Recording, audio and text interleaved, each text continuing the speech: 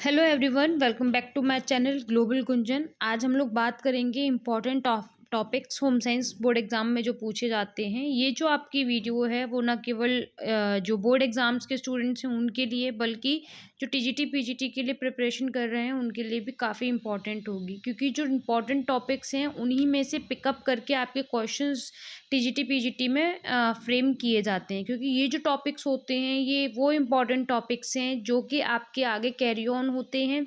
आपके बैचलर्स जब आप करते हैं, चाहे वो बीएससी होम साइंस में हो, चाहे वो बीए होम साइंस में हो, चाहे आप एग्रीकल्चरल होम साइंस में कर रहे हैं, तो ये सारे जो टॉपिक्स हैं वो आपको मैंने एक बुक से 12th स्टैंडर्ड की एक बुक है मेरे पास, उससे मैंने पिकअप किए हैं। और इनमें से जो आपको टॉपिक्स मेन फोकस में लेने हैं वो आपके लिए मैं आगे बता रही हूँ। ये टॉपिक्स न केवल आपके बोर्ड एग्जाम में आपको सक्सेस दिलाएंगे, बल्कि आप जब नेक्स्ट आगे जिस भी यूनिवर्सिटी में एडमिशन लेने जाएंगे तो उनका जो एंट्रेंस एग्ज़ाम होता है, उसका जो पेपर होता है, उसको क्रैक करने के लिए भी बहुत हेल्पफुल रहेंगे।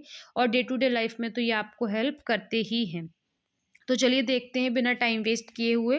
सबसे पहले आप देखेंगे कि जो आपका होम साइंस का जो सिलेबस है, यूजुअली जो बुक्स आपको मिलेंगी उसमें अलग अलग प्रश्न पत्र यानी कि क्वेश्चन पेपर्स के फॉर्म में मिलेगा। जैसे कि एक आपका शरीर क्रिया विज्ञान के रूप में, एक स्वास्थ्य रक्षा के रूप में, समाज शास्त्र, बाल कल्याण, और आपका प्रैक्टिकल के फॉर्म में। तो मतलब ये तीन चार कई ऐसी चीज़ें हैं जिनमें आपको ये विशेषकर डिवीजन मिलता है। तो प्रथम प्रश्न पत्र जो होता है शरीर क्रिया विज्ञान तथा स्वास्थ्य रक्षा, आपका इसमें से आपके क्वेश्चंस आते हैं। दूसरा आपका जो पार्ट होता है या खंड 2 होता है वो स्वास्थ्य रक्षा से, और आपका फिर सेकंड पेपर इसी में जो होता है, मतलब पेपर तो एक साथ होता है बट सिलेबस को 2 पार्ट्स में डिवाइड किया गया है। वो है दूसरा खंड है समाजशास्त्र एवं बाल कल्याण, जिसमें आपका समाजशास्त्र और बाल कल्याण दोनों चीज़ें आती हैं। और आपका एक टॉपिक होता है प्रयोगात्मक अध्ययन, जो कि आपका प्रैक्टिकल पहले ही हो जाता है बोर्ड एग्जाम से पहले। तो इस तरीके से एक तो पूरे पेपर को डिवाइड किया गया है।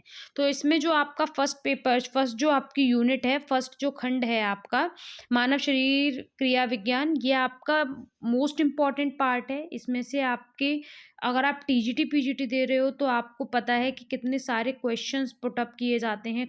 मोस्टली टीजीटी में आपके सबसे ज़्यादा क्वेश्चंस यहीं से पिकअप किए जाते हैं। तो अगर मैं यहाँ पर बात करूँ जीवन ऊतकों की कोशिकीय संरचना, तो आपका इससे सेल से संबंधित क्वेश्चंस आते हैं।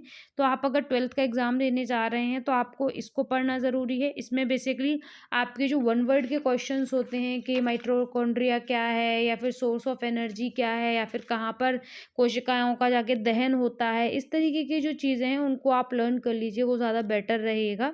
और वहीं अगर आप टीजीटी पीजीटी से हैं तो आपको ये याद रखना होगा कि न्यूक्लियस का पता किसने लगाया था, आपका जो पुरकेन्स हैं उन्होंने क्या काम किया था, उन्होंने जीव द्रव्य का नाम बताया था, है ना। तो इस तरीके की जो बेसिक चीज़ें हैं, सेल थ्योरी है ये, और सेल्स का डिवीजन है। मोस्टली आपका क्वेश्चन आता है सेल्स के डिवीजन के ऊपर कि कितने प्रकार की होती हैं, कौन सी पेशियाँ हैं, कौन सी रक्त कोशिकाएं हैं, कौन सी अस्थि कोशिकाएं हैं, संयोजक कोशिकाएं क्या होती हैं, और तंत्रिकाएं कोशिकाएं क्या होती हैं। तो इस तरीके का जो डिवीजन है आपका, उपकला कोशिकाएं, और ये सारी जो मिलाकर आपकी इन टोटल आपकी 6 कोशिकाएं होती हैं, तो उनको आपको लर्न करना होता है। सेल की जो संरचना होती है वो आपको बनाने को आ जाती है अगर आप बोर्ड का पेपर देने जा रहे हैं। अगर आप बोर्ड का पेपर नहीं दे रहे हैं और आप ऑब्जेक्टिव क्वेश्चंस में अगर बात करें तो इसमें भी आपके जो मेन चीज़ें होती हैं, मेन आपका जो पॉइंट्स होते हैं, जो आपको मैं कई बार हाईलाइट करती हूँ कि माइटोकॉन्ड्रिया का क्या काम है, या फिर आपकी जो कोशिका कला है वो कहाँ होती है, या डिक्स्ट्रोसोम्स क्या होते हैं, किन्हें कहा जाता है। तो ये सारी जो चीज़ें हैं वो लाइसोसोम्स वगैरह, या फिर सुसाइड बैग किसे कहा जाता है, ये सारी चीज़ों के संबंधित आपके क्वेश्चंस इसमें पूछे जाते हैं। फिर आपका आता है कंकाल तंत्र। तो आप कंकाल तंत्र में जो है वो बेसिकली इसमें आपको बहुत ज़्यादा कुछ होता नहीं है, सारी हड्डियों के नाम आपको याद करने होते हैं, जो टीमर फीमर और टेबुला, और ये सारी चीज़ें जो हैं इनके सारे लर्न करने होते हैं। बहुत ईजी होता है इनको लर्न करना। अगर आप चाहो तो मैं सारे ही चैप्टर्स में से मेन इंपॉर्टेंट पॉइंट्स को निकाल के और उनकी ट्रिक्स अपलोड कर दूंगी, अगर आप मुझे कमेंट सेक्शन में बताएंगे तो। अगर आपको लर्न नहीं होता है, अदरवाइज़ ये इजी है। आपको टाइप्स ऑफ बोन लर्न करनी होती हैं इसमें। जो बोन है उसमें आपकी मैट्रिक्स का क्या काम है ना? और ऑसिफिकेशन क्या होता है, ये सारी चीज़ें आपको लर्न करनी होती हैं। फिर पेशी तंत्र भी आपको याद करना होता है। सबसे मेन इनमें जो आता है 4th पॉइंट आपका पाचन तंत्र। जो 4th वाला पॉइंट है पाचन तंत्र, वो आपसे सबसे ज़्यादा पूछा जाता है, क्योंकि इसमें डाइजेशन में काफ़ी सारे पॉइंट्स आपके बन जाते हैं। और इसमें आपके पूरा सलाइवा टू आपका रेक्टम तक जो भी प्रोसेस होता है, आपको सारा लर्न करना होता है। इसमें आपके फूड को च्यू करने से लेके और बॉडी से एलिमिनेट करने तक की पूरी प्रोसेस, उसमें कौन कौन से आपके तत्व आवश्यक होते हैं, कौन से आपके एंजाइम्स आवश्यक होते हैं उसको डाइजेशन के लिए, वो सारी चीज़ें लर्न करनी होती हैं। ठीक है।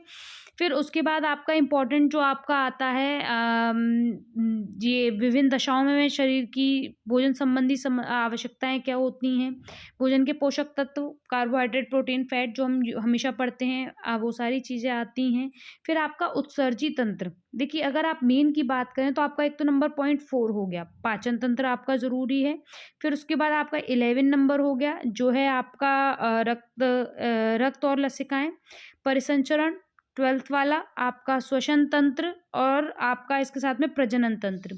ये आपका कभी कभी जो क्वेश्चंस हैं वो ग्रंथियों से भी पूछ लिए जाते हैं, तो ये आपका ये सारे आपको 12th के लिए तैयार करने हैं। अगर आप बात कर रहे हैं टीजीटी पीजीटी के लिए, तो देखिए टीजीटी पीजीटी में आपके ये सारे ही जो टॉपिक्स हैं उसमें से आप ये समझ लीजिए लगभग 30 to 35% क्वेश्चंस जो हैं वो आपके इसमें से आ सकते हैं। मतलब ये घुमा फिरा के आता है आपका। कभी आपको ये डायरेक्ट न्यूट्रिशन के फॉर्म में पूछ लेगा, कभी ये आपको फिजियोलॉजी के फॉर्म में पूछेगा, कभी ये आपका ह्यूमन डेवलपमेंट की साइड से पूछ लेंगे। लेकिन चाहे आप कान को इधर से पकड़िए और चाहे आप घुमा के इधर से पकड़िए, बात एक ही हो रही है। बात किसकी हो रही है? मानव शरीर क्रिया विज्ञान की हो रही है। तो इसमें से आपके सवाल बहुत ही आते हैं, मतलब बहुत बहुत आते हैं। अगर आप इसको स्ट्रॉन्ग कर लेंगे तो आप काफ़ी कुछ प्रॉब्लम्स को अपने को एराडिकेट कर देंगे, क्योंकि बाकी सब में बहुत ज़्यादा कुछ बचता नहीं है। ये इसमें से आपका सबसे ज़्यादा आता है। इसमें अगर आप टीजीटी के लिए प्रिपरेशन कर रहे हैं तो ये जो टॉपिक्स हैं ये मोर देन इनफ है पढ़ने के लिए। If you are preparing for PGT, तो इसी को आपको इन डेप्थ जाके आपको पढ़ना पड़ता है। इसको और ज़्यादा इन डेप्थ जाके इसका न्यूट्रिशन का आपका एब्जॉर्प्शन क्या हो रहा है, कहाँ से कौन सा एंजाइम निकल रहा है, कौन सी आपकी क्रिया हो रही है आपकी, ये जो सारी चीज़ें हैं वो अलग, मतलब अलग टर्म्स हैं, उनको भी आगे हम देखेंगे। तो वो सारी चीज़ों के बारे में इसमें पूछा जाता है। ठीक है। तो यहाँ पे इस वीडियो में मैं आपको 3 चीज़ों के लिए क्लियरिफिकेशन दे रही हूँ। एक तो आप 12th के लिए जो प्रिपरेशन कर रहे हैं, राइट।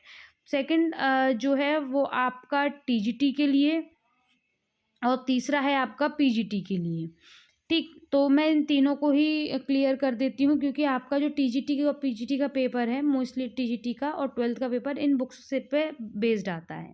फिर नेक्स्ट आपका आता है स्वास्थ्य रक्षा। तो देखो आपको भी पता है कि स्वास्थ्य रक्षा में आपको कुछ भी नहीं पढ़ना है। आपका जो मेन टॉपिक रह जाता है इसमें, आप देखिए पहले मैं बता देती हूँ, व्यक्तिगत स्वास्थ्य में आपको कुछ पढ़ने की ज़रूरत नहीं है, आपको भी पता है आपको क्या करना है। गृह स्वच्छता संवातन में भी कुछ नहीं है। कूड़ा करकट, जल संवरण, खाद्य पदार्थ संग्रहण, इसमें आपको कुछ पॉइंट्स होते हैं जो लर्न करने होते हैं, जिसमें आप कौन कौन से प्रिजर्वेटिव हैं, कैसे प्रिजर्वेशन किया जाता है, ये सारी चीज़ें। तो आपका पॉइंट नंबर जो 23 है वो आपको बहुत अच्छे से लर्न करने की ज़रूरत है। मैं आपको यहाँ पे क्लियर करके एक बार सही से लिख के देती हूँ। 23 पॉइंट नंबर, व्यक्ति के उत्तरदायित्व, संक्रामक रोग। ये जो 25 वाला है, ये 25 वाला आपका मोस्ट मोस्ट मोस्ट इम्पॉर्टेंट है। तो इसको आपको एकदम रट्टू तोते की तरह इस वाले खंड में से याद करके जाना है। फिर उसका गंदी बस्तियों की समस्या, खेल उद्यान और खुले स्थान, स्वास्थ्य, शिक्षा और पर्यावरण प्रदूषण, इसमें से भी क्वेश्चंस आते हैं आपके 29 में से। और अगर आप इन सब का बॉस पूछें, अगर इन सब का मेन इम्पॉर्टेंट मोस्ट इम्पॉर्टेंट अगर आप पूछें, तो आपका ये 25 वाला आपका ये सारा जो अटेंशन है वो ग्रैब करेगा, और इम्पॉर्टेंट पूरी यूनिट में से ये रहेगा। आगे हम बात करते हैं समाजशास्त्र में। तो समाजशास्त्र में भी अगेन बहुत ज़्यादा कुछ होता नहीं है। आपको पता है आपको जो मेन फोकस जो करना है वो आपका पिछली मैंने स्लाइड में जो बताया उन पे करना है। समाजशास्त्र एवं गृह विज्ञान आप बना के लिख सकते हैं अगर आपने साल भर पढ़ाई की है तो। मानव आवश्यकताएं एवं भग्नाशा इज फ्रस्ट्रेशन, तो ये भी आप अच्छे तरीके से पढ़ के लिख सकते हैं। आपका जो इसमें इम्पोर्टेंट आ जाता है, जो आपको पॉइंट्स तैयार करने हैं, एक तो फिफ्थ वाला पारिवारिक जो एकांकी और संयुक्त परिवार होते हैं, मतलब न्यूक्लियर और जॉइंट फैमिली होती है, तो उनसे संबंधित आपका फिफ्थ पॉइंट इम्पॉर्टेंट है। फिर उसके बाद में जो आपका आता है विवाह समायोजन, विवाह के कानूनी जो भी जीव शास्त्रीय योग्यताएँ हैं और आपके दहेज की समस्या और प्राकृतिक आपदाएँ, सामाजिक विषमता एवं विच्छेदों का निराकरण, ये सारी चीज़ें बहुत कॉमन टॉपिक हैं। अगर आप इसे एक बार भी रीड कर लेंगे तो आपके दिमाग में सेटल डाउन हो जाएँगी कि इसमें आपको क्या करना है, ठीक है। मेन आपका विवाह, विवाह से संबंधित आपके प्रकार और ये जो प्राकृतिक आपदाएँ हैं, ये 14 वाला, ये आपका इसमें आपको पढ़ने का मेन सेगमेंट रह जाता है। आगे बढ़ते हैं बाल कल्याण की तरफ। बाल कल्याण यानी कि चाइल्ड वेलफेयर, इसमें प्रत्याशित माता की देखरेख इम्पॉर्टेंट है। प्रसवकालीन तैयारी, इसमें से ज़्यादा कुछ होता नहीं है, पर एक बार रीड कर लेंगे तो चल जाएगा काम।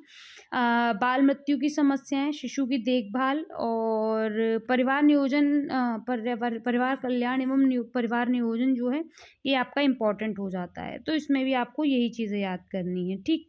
फिर उसके बाद आपका जो सिलाई और ये सारी चीज़ें, तो आपका खैर प्रैक्टिकल्स में हो जाता है 12th क्लास में पहले ही, तो इसमें आपको बोर्ड के लिए ध्यान देने की ज़रूरत नहीं है। तो आपको जो चीज़ें समझ में मतलब नहीं आ रही हैं या जो भी प्रॉब्लम आ रही है जिनको लर्न करने में, तो आप उस टॉपिक को मेरे पास एक बार कमेंट कर दीजिएगा, या तो टेलीग्राम पर या इंस्टाग्राम पर या वो यूट्यूब पर।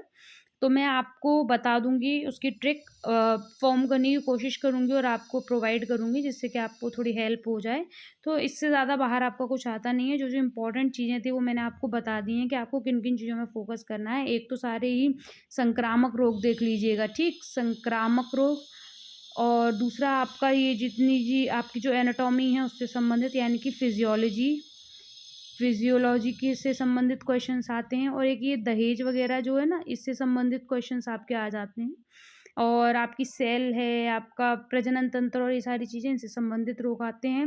आपका ये पर्यावरण से संबंधित आता है, पर्यावरण में कैसे-कैसे मतलब क्या इफ़ेक्ट करता है हमारे एनवायरनमेंट को, तो इन चीज़ों को आप देख सकते हैं।